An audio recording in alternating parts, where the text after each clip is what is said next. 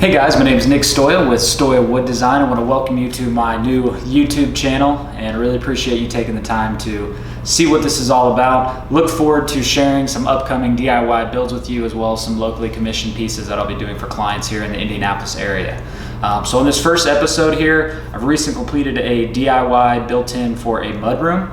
So I'm going to walk through the process with you, how I constructed this pretty large project and got to transport it over to a client's house, and we'll show you some end results. So stick with us, let me know what you think in the comments below, and thanks for watching.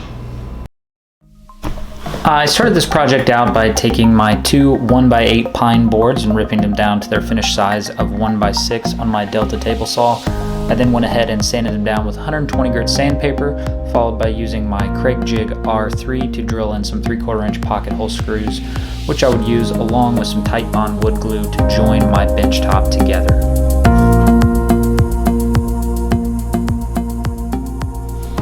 Before the actual glue up, I went ahead and decided to insert my 3/4 inch pocket hole screws just so I wouldn't have to go back and try to get those in quickly once the glue was already set and the boards were joined.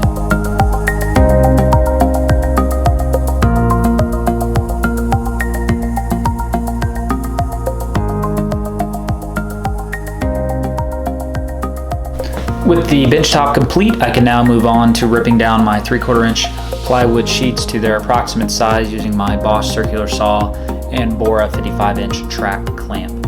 Really looking forward to making the investment into a dedicated track saw here in the near future. I think that'll help a lot with dust collection, as well as help ensure I am making the most accurate cuts possible.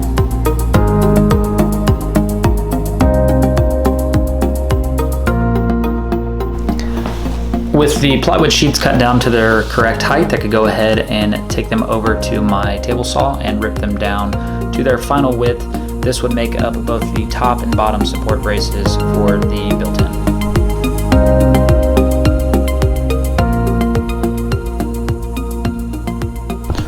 With the top and bottom supports complete, I could then move on to ripping down some plywood for the top of the built-in, as well as the back of the bottom bench. Unfortunately, my 55 inch clamp could not extend to 96 inches, so I had to go ahead and draw an approximate line. I gave myself about 2 inches of play, ripped those down, and then finished up the final width on my table saw.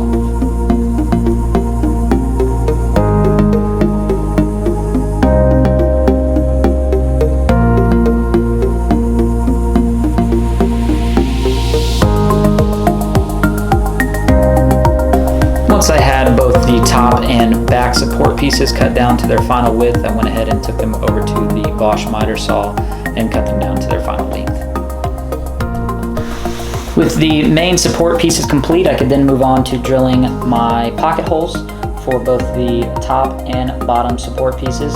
I used my Craig Jig K5 pocket hole system for this, as well as hook it up to my shop vac. This really helps to speed up the process as well as minimize cleanup in the long run. Once I had all my 3/4 inch pocket holes drilled, I then went ahead and sanded down all my pieces with 120 grit sandpaper. With the pre-work complete, I could then move on to the fun portion of this project, and that was assembly. I started with the bottom of the built-in. I grabbed the back support piece along with the 5 front support pieces. Thankfully, I did have the Craig Automax right angle clamp to help me with this process. As you can see, the back support piece was actually a little bowed, so this right angle clamp really helped me to keep my 5 front pieces in line, flush, and in place while I drilled in my 1.25 inch pocket hole screws. Once complete, I moved on to the upper part of the built-in and followed the same process.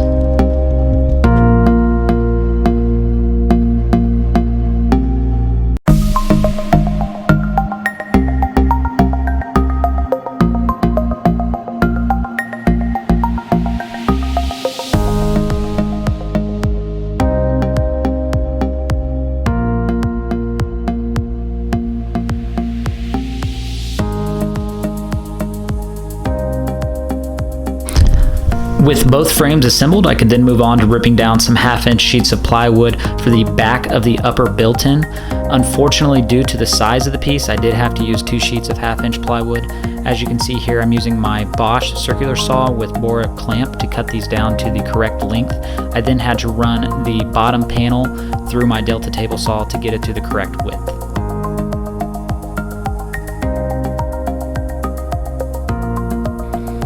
With both half-inch sheets of plywood cut to their correct dimension, I went back to my Craig R3 jig and drilled some pocket holes so I could secure them together.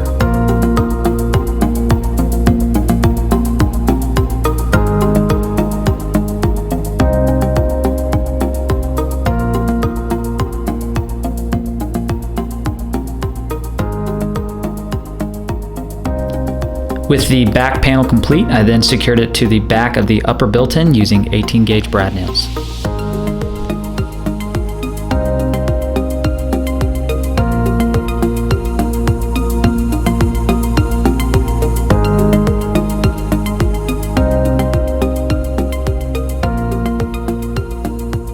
Next, I ripped some 2.5-inch strips of 3/4-inch plywood down on my table saw. I then took it over to my miter saw and cut them down to their final length.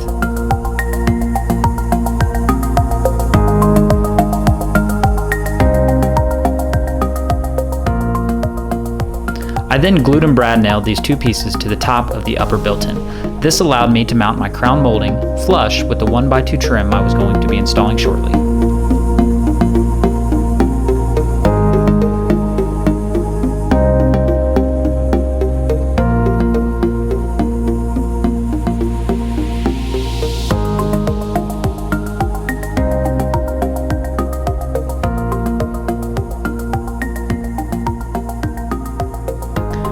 Next, I cut the 5 vertical trim pieces to length, then glued and brad nailed into place.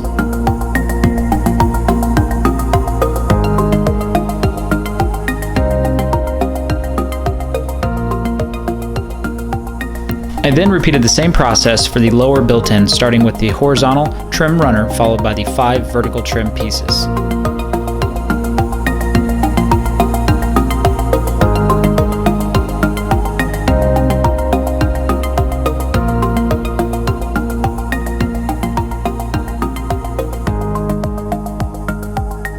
I then enlisted the help of my wife Victoria to help me hold the front-facing crown molding strip in place while I secured with 18-gauge brad nails.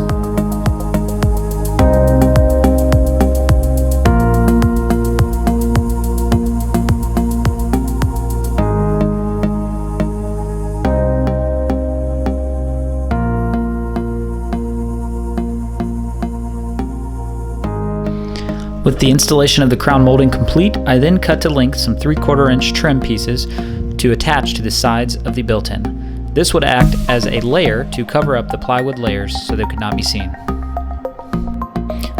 With the overall construction complete, I began the process of prepping the built-in for paint. I started by caulking all of the cracks and filling all of my brad nail holes with wood filler.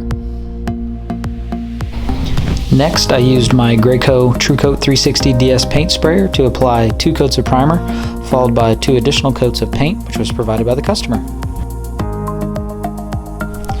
With the painting complete, I enlisted the help of my sister Katie to help me stain the remaining 1x6 pine boards before we cut them to length and attach them to the built-in using glue and 18-gauge brad nails.